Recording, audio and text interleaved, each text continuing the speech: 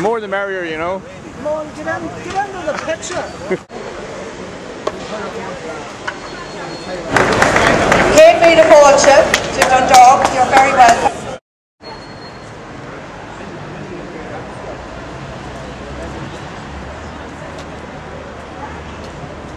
Thanks very much. How do you think the government are playing this? Well, look, the government has said that to bring in these new measures, that this campaign will just go away. We had tens and tens of thousands of people on the street again the other day. I think the government are playing it very badly. I think the government have had their mandate. They went into government on the basis that at least Labour wouldn't introduce water charges. They've now done so. In relation to all the debt, all the homelessness and the other issues, I think if the government are really confident that these measures have satisfied the public, there's an easy way to test that. And I think they should go to the country, and I think they should give the citizens a say through the democratic process of the ballot box on these measures and the other things they've done in our country for the last couple of years. To be fair to this government, I will say we need to be very careful. They did not create the debt. They did not create the financial crisis, but they have broken their promises. They failed to reform the Dáil. They've created a homelessness crisis. They haven't got any bank forgiveness, which they promised they would do, and now they've rammed this water tax down us. So I think they need to go to the country. Okay, just lastly, January 31st, what's happening?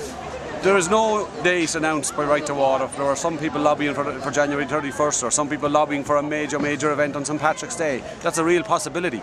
Right to Water will reflect on this, and we'll sit down like we always do over the weeks up around Christmas time, and we'll make a formal announcement of the next steps early in the new year. It'll be early in the new year. I'm not sure the date yet.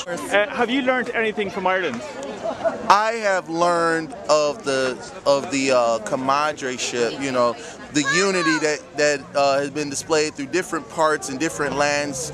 You know, something Detroit needs to learn. You know, we've been in the corner like this, you know, we're like a bully that keeps beating on you, and how to fight back is standing in the streets 100,000 people strong. You know, the biggest protest since the Irish Revolution, I was told.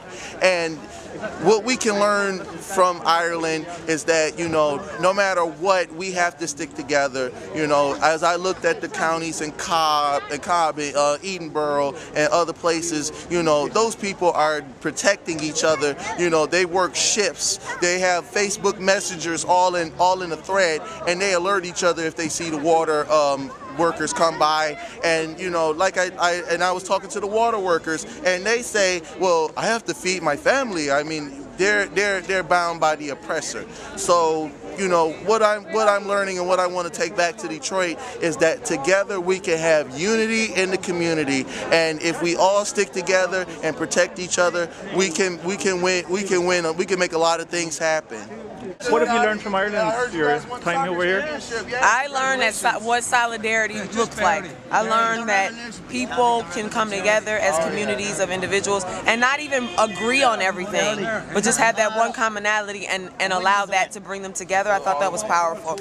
A lot of times in America, we may believe the same things, but we allow other things to separate us, you know?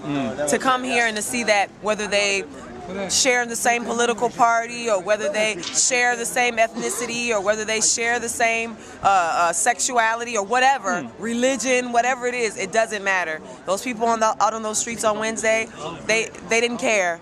All they knew is that they had a human right to water, and that was powerful. So I'm hoping that that is the main thing I can take back to Detroit with me.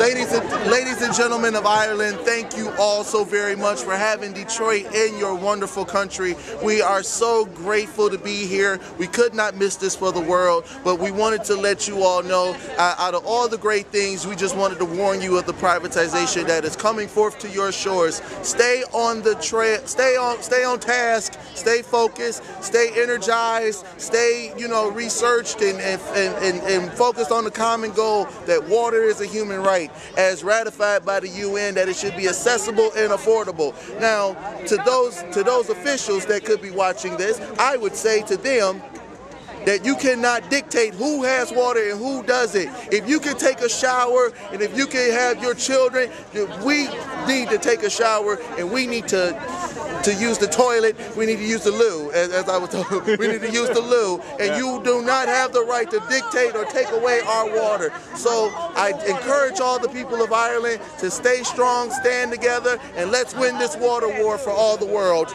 Water is a human right. Let's go.